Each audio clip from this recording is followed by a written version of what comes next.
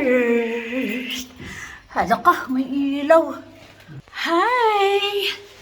Ayun, kararating lang namin galing dito sa bahay. Ay, galing dito sa bahay. Lutang pa ako. Kararating lang namin galing sa walking. 1 hour kaming nag-walk sa 8 kilometers. Guys, pakikita namin sa iyo yung aming mga binili ngayon para sa aming lunch.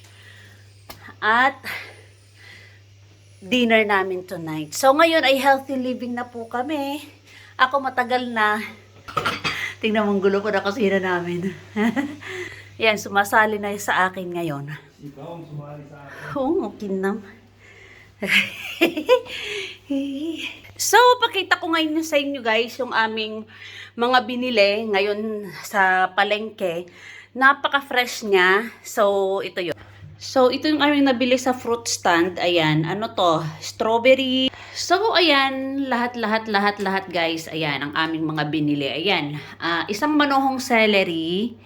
At, ano to? Pinya. Carrots.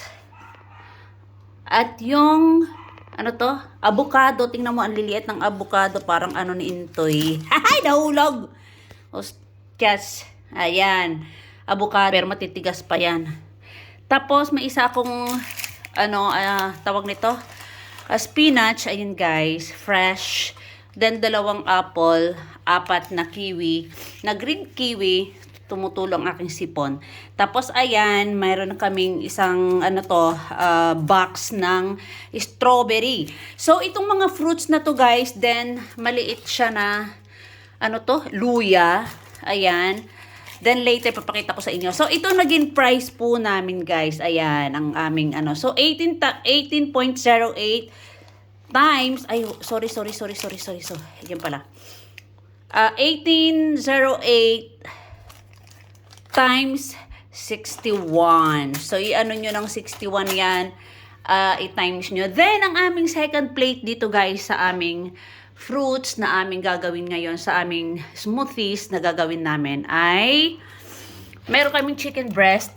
So, half kilo to. Ayan, ang price niya, 6.12.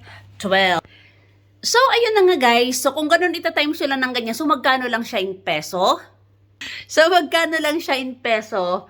Yung aming kakainin for today. Pero, hindi lang siya sa isang araw na namin kakainin yan. Marami yan, hanggang bukas pa yan.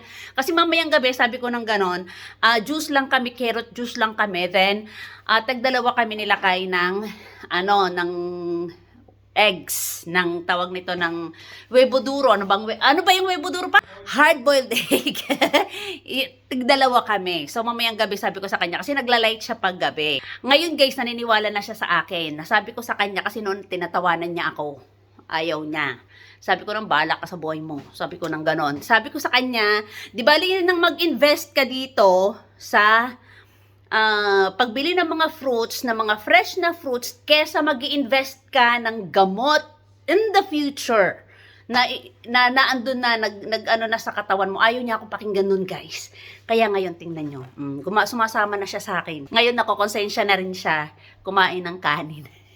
Hindi na rin siya natitempt, kahit kumain man ako ng kanin, hindi na siya natitempt na kumain ng kanin. Basta siya, pag sinabi niyang light siya, magla-light na siya. So, ayan na nga. So, later, mag-aayos lang ako, then mamaya gagawa tayo ng ating smoothies for today's lunch.